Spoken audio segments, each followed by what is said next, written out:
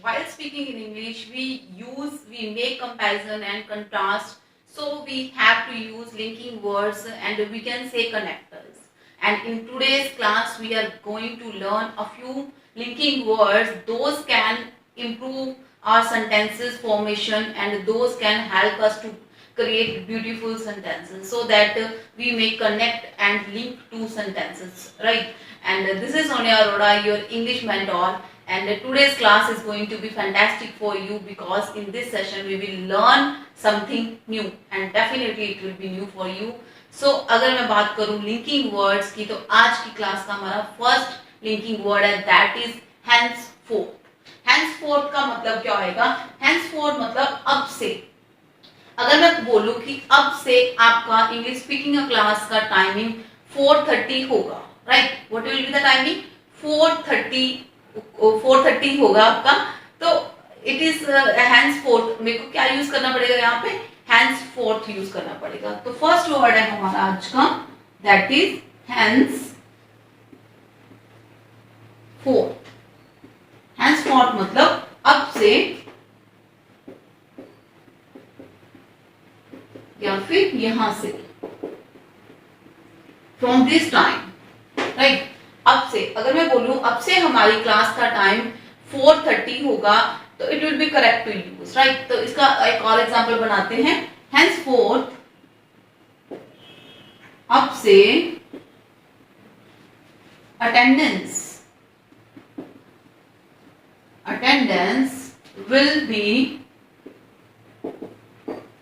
will be taken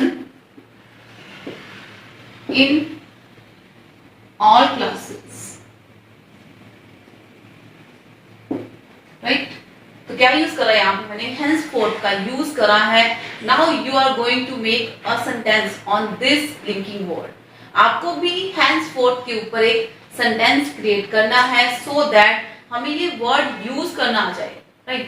how to use, where to use and when to use this word henceforth मतलब अब से. आगे से हमें कभी भी अब से नहीं बोलना.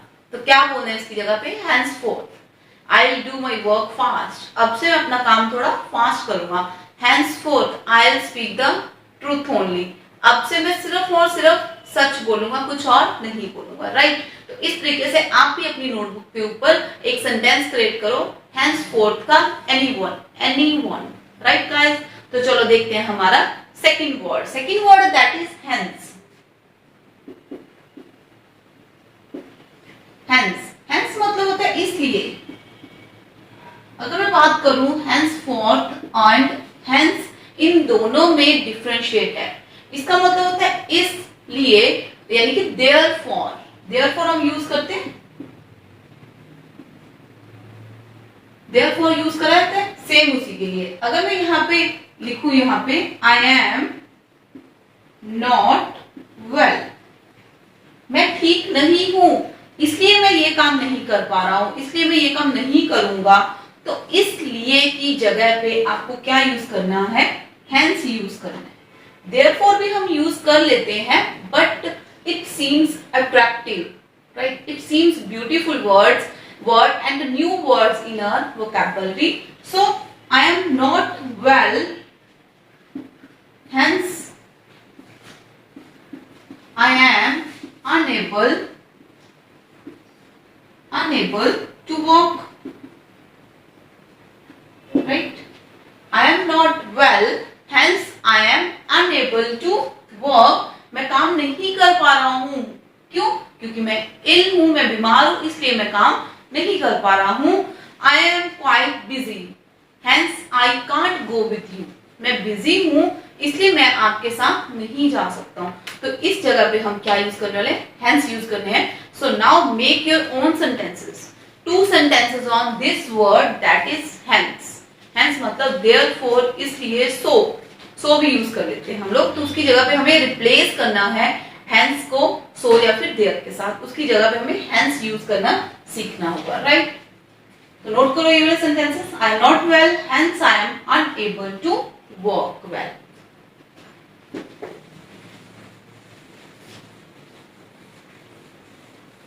हाँ जी, नेक्स्ट है हमारा third number word.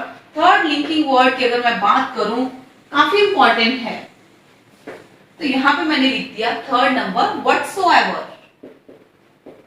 Whatsoever, right. Whatsoever बोलने वह यूज करते हैं व्हाटसोएवर, बट अगर सेंटेंस क्रिएट करना पड़े वहां पे थोड़ा प्रॉब्लम फील करते हैं हम लोग। सो व्हाटसोएवर का मतलब होता है जो भी, जो भी। आगे देखो, she felt no love, she felt no love whatever for him. अब इस सेंटेंस का मतलब क्या हो गया, जो भी उसके लिए लव था उसको नहीं फील हुआ, उसने नहीं फील करा। If I say she felt, I felt no affection, right, I felt no affection whatsoever was there for him, जो भी था उसके लिए वो नहीं फील करा। तो इसका मतलब क्या हो गया, जो भी, जैसा भी, राइट, जो भी चीज था वहां पे। सो she felt no love whatever for him, जो भी उसके लिए था उसको नहीं फील करा उसने, राइट। तो चलते हैं हमारे नेक्स्ट फोर्थ नंबर वर्ड की ओर। फोर्थ नंबर है meanwhile। मीनवाइल या फिर वाइल में क्या डिफरेंशिएट होता है। वाइल का मतलब होता है जो काम हो रहा था उस टाइम के समय, और मीनवाइल मतलब एग्जैक्टली उसी ड्यूरेशन के साथ साथ। अगर मैं यहाँ पे लिखूं मीनवाइल का मतलब इस दौरान कोई काम कर रहे हैं, उसके दौरान कोई काम और हो रहा है। तो यहाँ पे अगर मैं बोलूं मीनवाइल किसी के साथ, I will start cooking food, right. Meanwhile I will start cooking food, that mean क्या है कि मैं कोई काम कर रहा हूं और उसी के पैरेलल, उसी के साथ ही साथ मैं क्या करूंगा, उसी के दौरान मैं कुकिंग स्टार्ट करूंगा। Is it clear, right. कोई काम हो रहा है और उसके चलते हम उसी के दौरान कोई और काम की अगर बात कर रहे हैं उसके दौरान करते हैं, तो उसके लिए हम क्या यूज करना है, दैट इज मीनवाइल। हाँ जी, तो नेक्स्ट वर्ड है हमारा वर्ड नंबर 5। वर्ड नंबर 5 है वेयरएवर, जहां कहीं, वेयरएवर, जहां कहीं बोलते हैं इसको, राइट। अगर कोई कहता है जहां कहीं भी तुम जाओगे मैं जाऊंगा तुम्हारे साथ, तो वहां पे हमें यूज करना है वेयरएवर यूज करना है हमें, राइट। तो इसके लिए एक सेंटेंस देखो, यू कैन, जहां कहीं, यू कैन सिट, आप बैठ सकते हो जहां कहीं भी आपका मन चाहे, राइट। जहां कहीं भी आप बैठना चाहो आप बैठ सकते हो, जहां कहीं भी आप जाना चाहो आप जा सकते हो। Sit, you can sit wherever you like. Now you try to make your own sentence for this and speak it 2 times. इसको 2 बारी बोलो, अपना खुद का सेंटेंस क्रिएट करो और इसको 2 बारी बोलो आप, क्लियर। तो चलो एक और सेंटेंस क्रिएट करते हैं इसको, wherever I go, wherever I go, मैं जहां कहीं भी जाता हूं, she goes, इसका मतलब क्या होगा, मतलब मैं जहां कहीं भी जाता हूं वो वहीं चली आती है या वो फिर वहीं जाती है। तो इसके लिए क्या यूज करा मैंने, wherever, जहां कहीं भी मैं जाता हूं वो जाती है मेरे साथ साथ। वो एक सॉन्ग ही सुना था, मतलब मैं जहां जहां चलूंगा मेरा साया साथ रहेगा, सेम वही, जहां कहीं भी मैं जाता हूं वो आ जाता है, जहां कहीं भी मैं सोता हूं वो सो जाती है, राइट। तो इसके साथ हमने यूज करना सीख लिया what, that is wherever, meanwhile and whatsoever। whatsoever मतलब जो भी तुम्हें पसंद है वो कर लो, राइट, ठीक है। नेक्स्ट meanwhile, इस दौरान, इस काम के चलते चलते, एंड wherever मतलब जहां कहीं। 3 यहाँ पे लिंकिंग वर्ड्स हमारे और कवर हो चुके हैं। तो चलते हैं हमारे नेक्स्ट लिंकिंग वर्ड की ओर। Till that you form, you create, you compile your own sentences for these 3।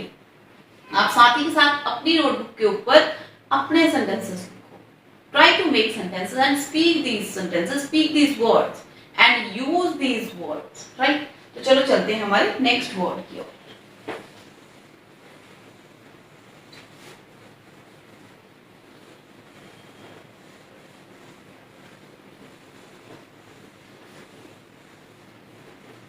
हाँ जी, नेक्स्ट है हमारा 6 number word, that is eventually. Eventually, what is the meaning of eventually? मतलब आखिरकार। हम लोग कहते हैं ना कि आखिरकार मैं जीत ही गया, राइट? उस सेंस में कि मैं श्योर हूं कि आखिरकार वो जीत ही जाएगा, मैं श्योर हूं कि आखिरकार ये काम हो ही जाएगा। तो वहां पे आपको क्या यूज करना है? मतलब इवेंचुअली यूज करो, rather than कि आखिरकार बोलो या कुछ और वर्ड यूज करो।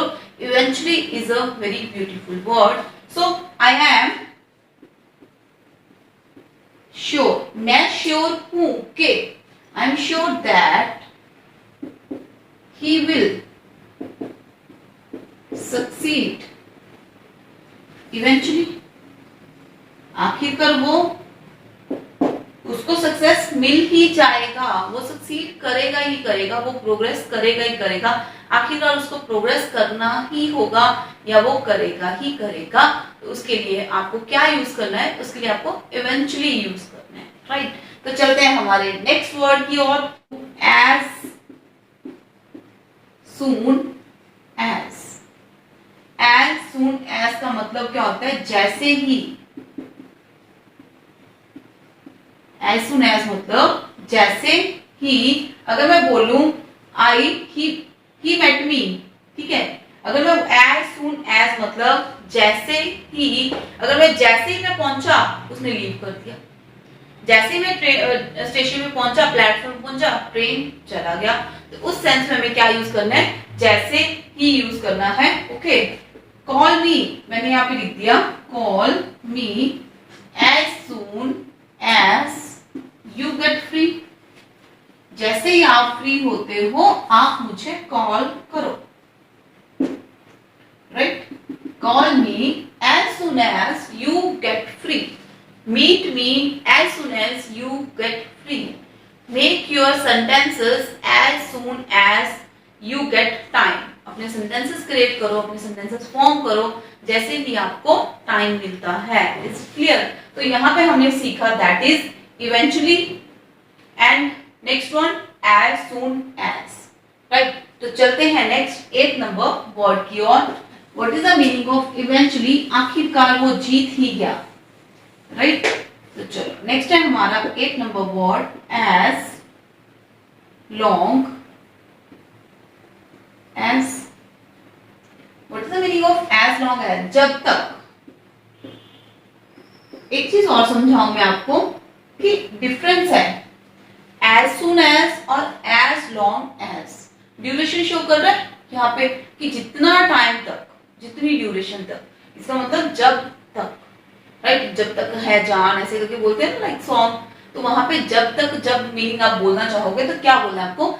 एज लॉन्ग एज यूज करना है। तो इसके लिए सेंटेंस देखते हैं हम। As long as the car